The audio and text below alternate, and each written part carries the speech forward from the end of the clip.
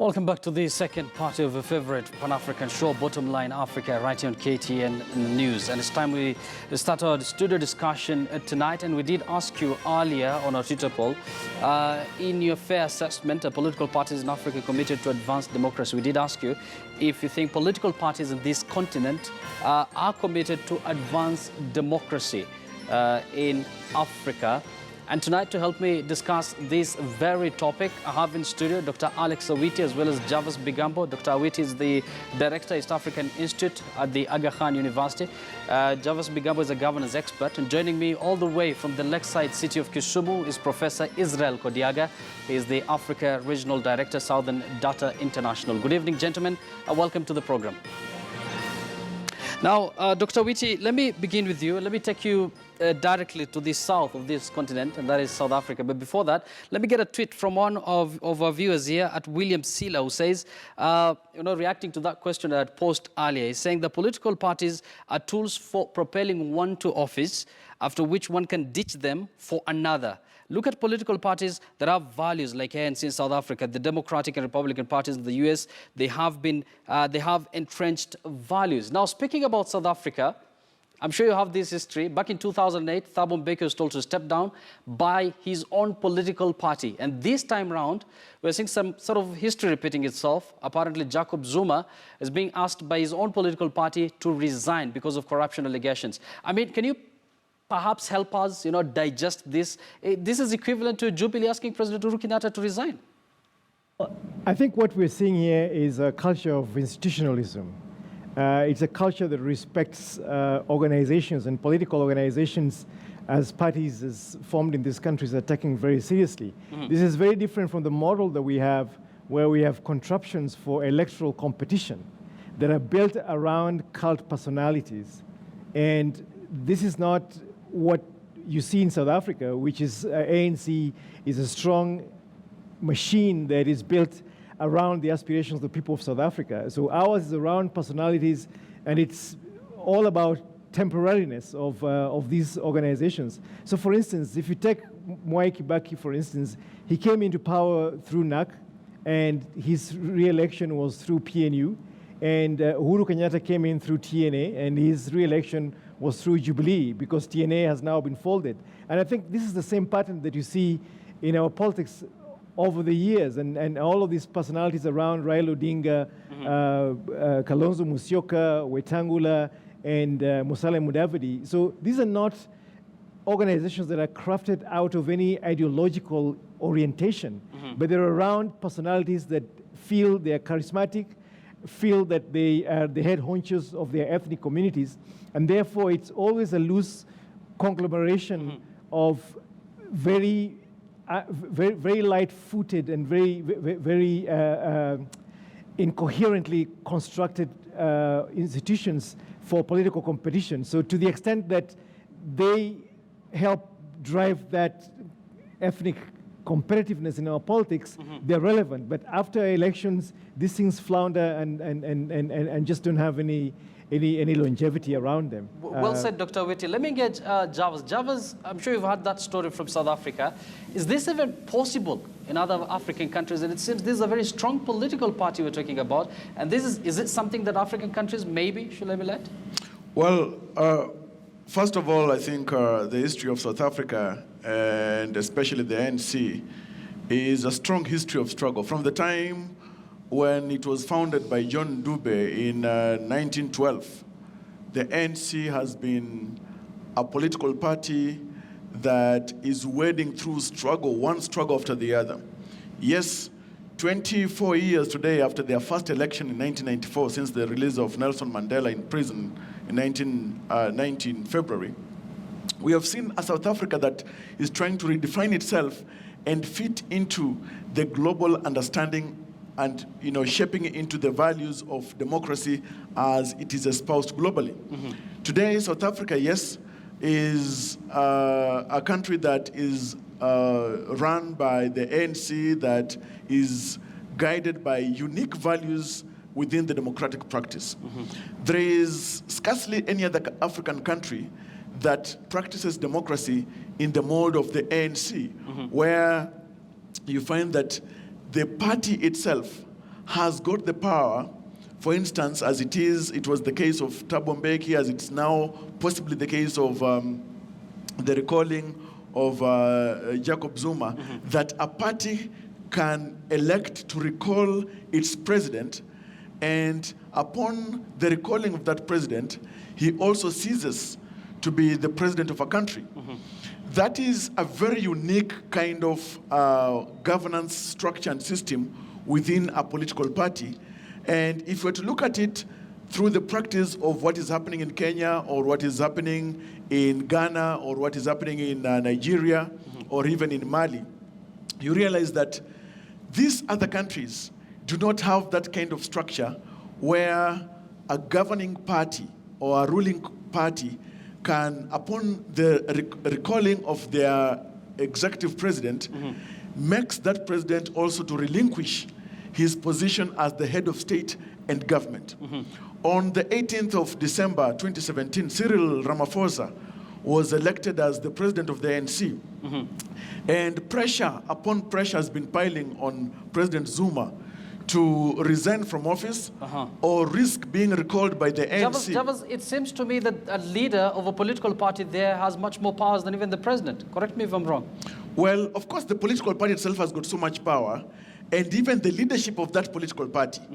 And you see, ANC is the dominant party in South Africa since the first election in 1994.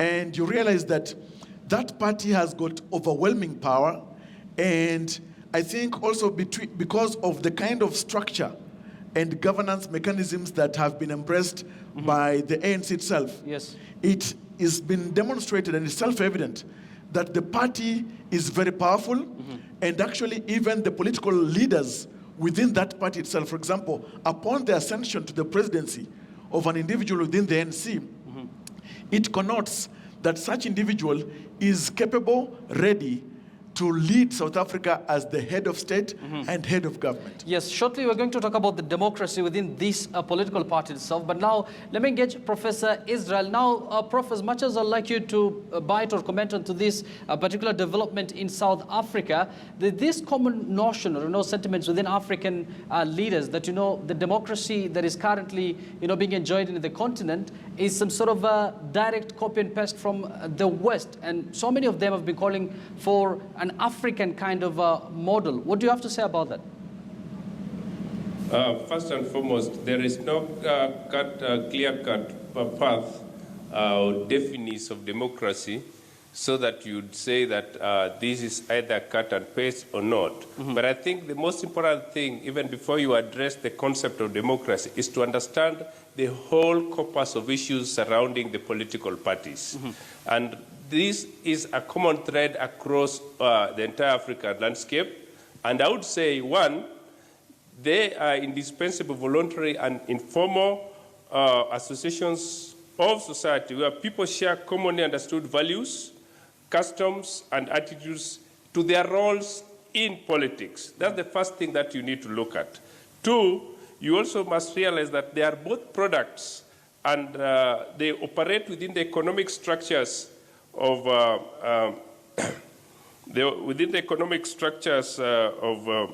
in the context of interests which are affected by and also respond to the accumulation and distribution of goodwill and, of course, resources. Thirdly, it is critical to know that they cut across at least the four constitutional processes of government, namely the electoral, the legislative, of course, the administrative and the executive. Fourthly, you'll notice again that they share public policies and programs, or they shape, in other words, public policies and programs that cut across party politics and government functions. These are critical things because those are also the leaders to the straight response to transnational issues. Lastly, they provide ideologies that represent the social, economic, and political interests.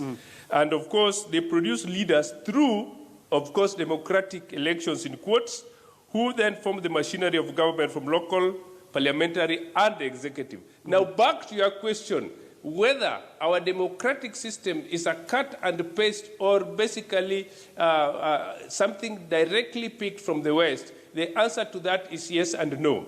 Because there is no single democratic system in the world today that can be seen to be representative of the other.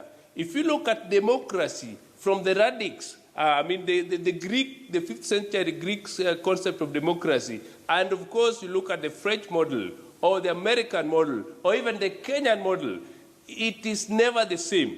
So one of the things you look at, democracy is of course a foreign plant on African soil, which more often than not finds itself adjusting to the local climatic conditions. We appreciate all your points, Prof. Now, let me engage Dr. Alex Awiti once again. And Dr. it seems like, of course, President Uhuru Kenyatta toured South Africa just the other day, and what people are saying, it's some sort of a benchmarking for the Jubilee Party. Are we perhaps seeing a president who is trying to, adopt this kind of a strong political party in South Africa? Is it trying to bring a similar story back to Kenya? First of all, I'm not sure that President Kenyatta's visit to South Africa recently was about benchmarking, because I think he attended the party's national executive meeting, apparently. Yes, I think he was just a guest of the state. And first of all, our political economic context is very different from South Africa. South Africa is built out of a tradition of sacrifice and a commitment to an ideological platform as a basis for running society. Ours is built around individuals. And as we were saying before the set, that our political structure emulates and patterns in many ways the informality that obtains in many aspects of our lives. For instance, informal settlements, informal trade, informal housing, and all of these things. So we've brought this informality into politics, which is then some kind of an ad hoc association that is very loosely defined around very myopic short-term goals, such as obtaining power. And that's why we see these ragtag coalitions that we form, the NASA coalition, the Jubilee coalition, the PNU, and the NAC coalition. So these things are not based on any coherent ideological formations around how to construct and design the logic of state to then do the work of delivering services to the people. So this is basically, NASA is basically a Raila outfit, and Raila basically represents in his own very unique way that is kind of encapsulated in himself, his own aspirations and his own personal constructions around how society should run. It's the same thing with Jubilee. Jubilee is not a coherent ideological formation. It's about Uhuru Kenyatta and William Ruto coming together in a loose ethnic coalition from 2013 and 2017. So I think we're still ways to go. And as Professor Kodiaga has said, the evolution and the formulation of patterns of democracy, depending on how we define democracy, in our country, it seems to be having a regular cycle of elections, but not a commitment to constitutionalism and to a respect of institutions and law and order in terms of how that then frames how the state functions and how then government operates within a coherent state structure that is beyond just the formulation of government, which is tied to political parties. So I think these are some of the things that we need to think about. Yes. And our system, again, with parliament and the separation of powers, has not constrained the political actors to create these very strong units of political competition and move them away from this cult personality that now is around Raila Odinga and Uhuru Kenyatta. Fair enough. And speaking about competition, Jarvis, there are those who come from this school of thought that, an old party or a strong party, for example, like the ANC, I mean, how democratic are they, within the party circles itself? And perhaps is a story like perhaps Barack Obama's story, is it even practical in such a setup? Well, first, there is a self-evident lie, a perpetuated falsehood that democracy, especially in Africa, is the anathema of good governance. And I think that should and can and will be rejected with the evidence of whatever realities that we can witness, because of course, to some extent, I may not agree, for example, with what Professor Kodiaga has indicated, that democracy itself is an extremely foreign concept on the African continent.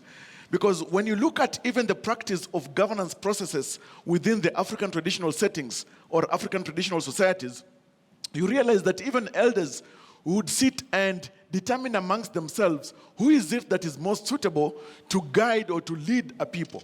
So democracy is not inherently bad.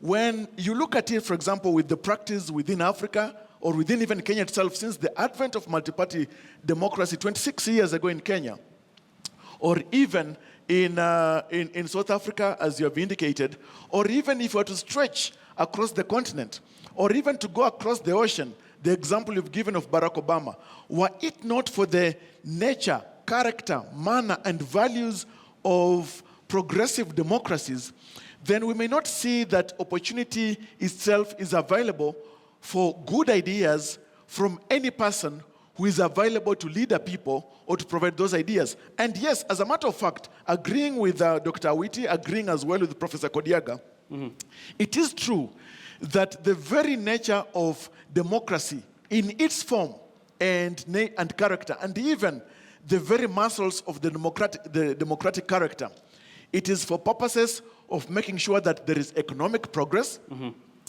that values that our people cherish the most are perpetuated and sustained, that our people get to determine who is it that should lead them, and what is it that they agree with or do not agree with from the slate of leaders that are presented before them through a process that now we call election.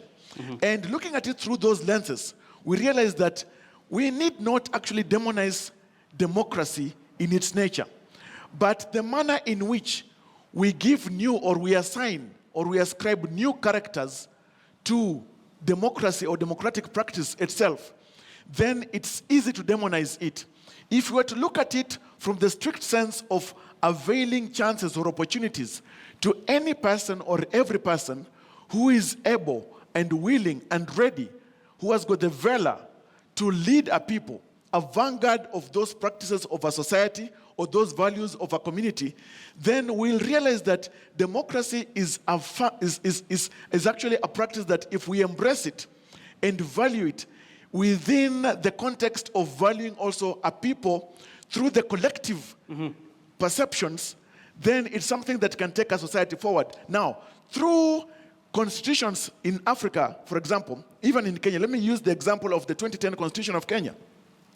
It is a people who elected to have this kind of structure of government, to have this kind of framework, this kind of values, and those kinds of tenets to be led by any individual who will ascribe or aspire to those high values of a nation that our people can say, we are choosing so and so to be our leader through this election.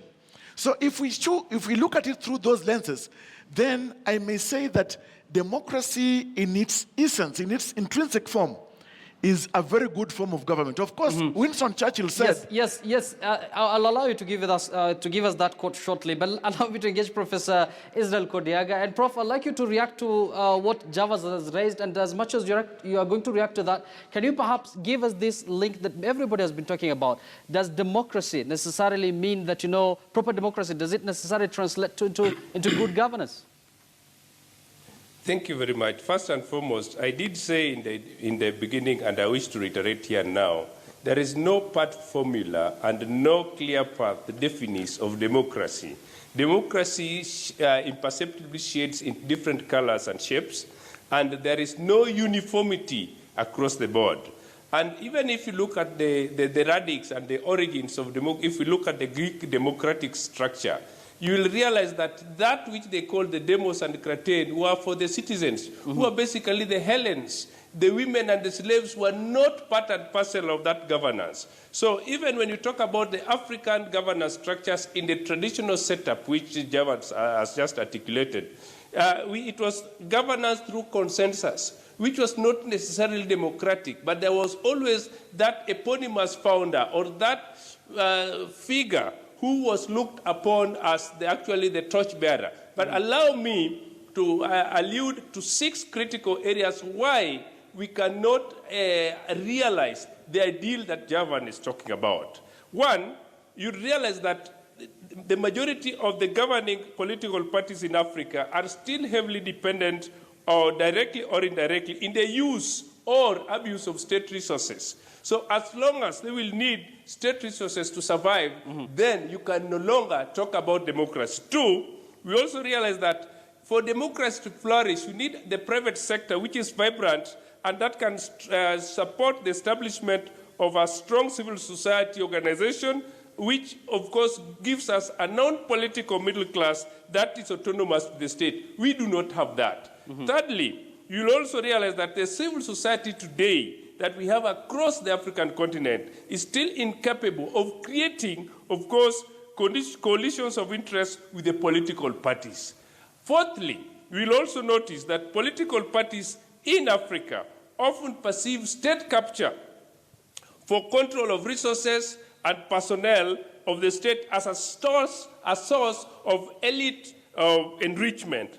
Last, and fifthly, of course, you will also notice that African political parties are only sustainable at the elite level because the elites depend on them to access the resources of the state. And the last area which therefore makes us find that this democracy that we talk about is more of an ideal than a reality is that you find that the weakness of African opposition parties and, of course, the inability of their leaders to aggregate interests with the governing political parties deny them the opportunity to play their vanguard role as in oversight. So by and large, you find that as we talk about democracy, we are talking about a journey, never a destination.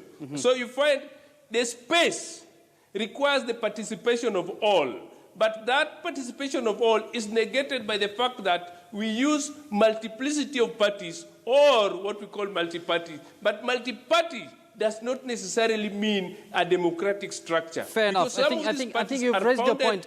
Prof, I think you've raised your point. Almost out of time. Let me engage Dr. Awiti. And Dr. apparently there's this common notion that, democracy translates into good governance. I would like you to explain the Chinese model. This is a country that President Uhuru and, of course, by extension, Jubilee Party took some of its members to do some benchmarking again. And this is on record, apparently, on the January 26th standard where China's Communist Party is set to train Jubilee on democracy. Now, this is a country that has a very tight grip on power, how it deals with its rebels. Everybody knows how it does that. But again, it's the second largest economy in the world. Their GDP is on another level. I mean, how can you explain that? So I think the Chinese model and communism as kind of antithetical to what we understood as capitalist Western democracies. And I think just right there, that bifurcation, communism on one side and capitalism in the very origins and the nascent stages of the Chinese model, which now is no longer communism in terms of the structure, the economic structure of society, but as an ideological organizing principle. And I think this is a very fundamental difference, that strong societies that have these very strong models of societal governance come from a very strong basis of ideological orientation. And a very similar example on the continent that kind of reflects that Chinese model is Mwalimu Julius Nyerere's Tanzania, that was founded on socialism, that is a basis, an ideological basis for Chama cha Mapinduzi.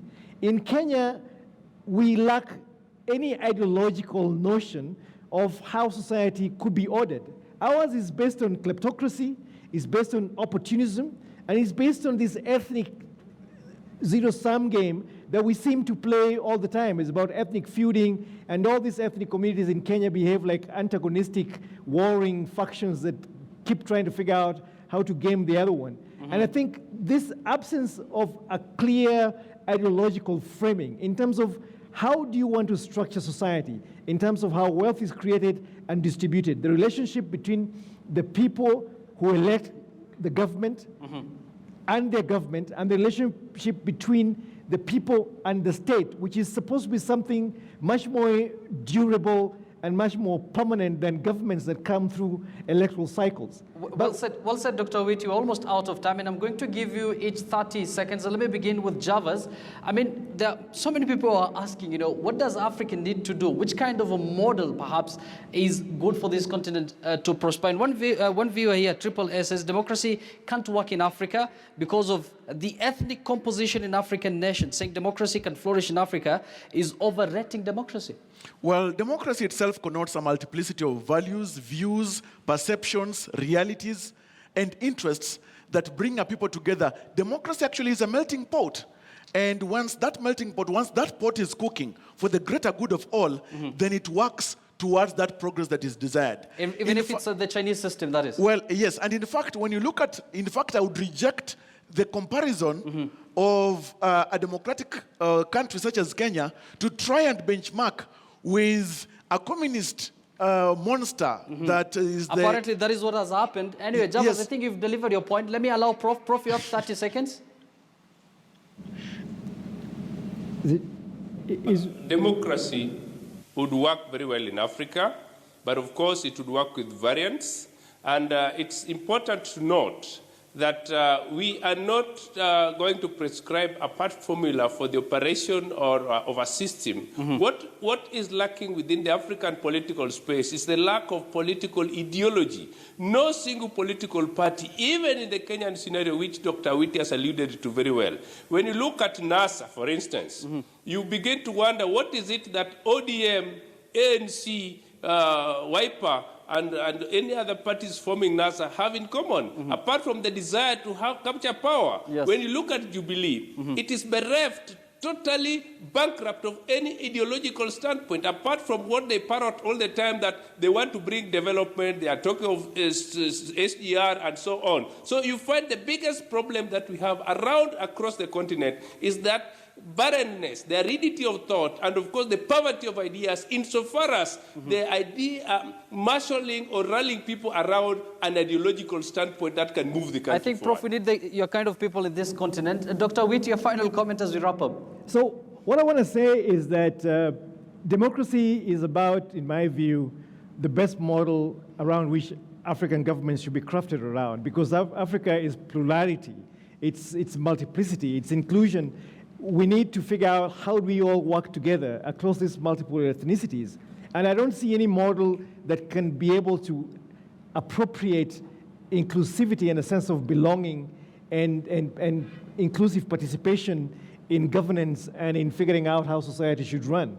So even though it is painful now to build toward that ideal, it is something that we must constantly work toward. And as Israel Kodiaga said, it is not.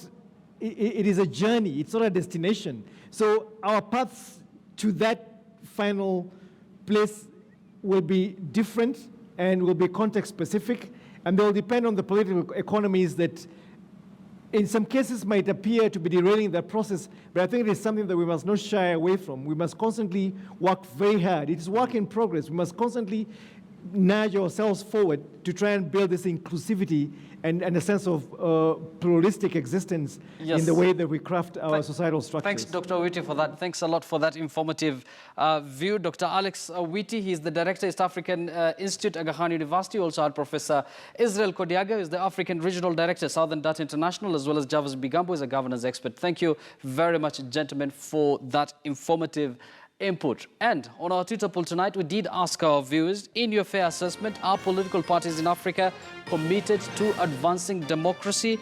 Just 14% of you said yes, and the rest, a whopping 86% of you said no.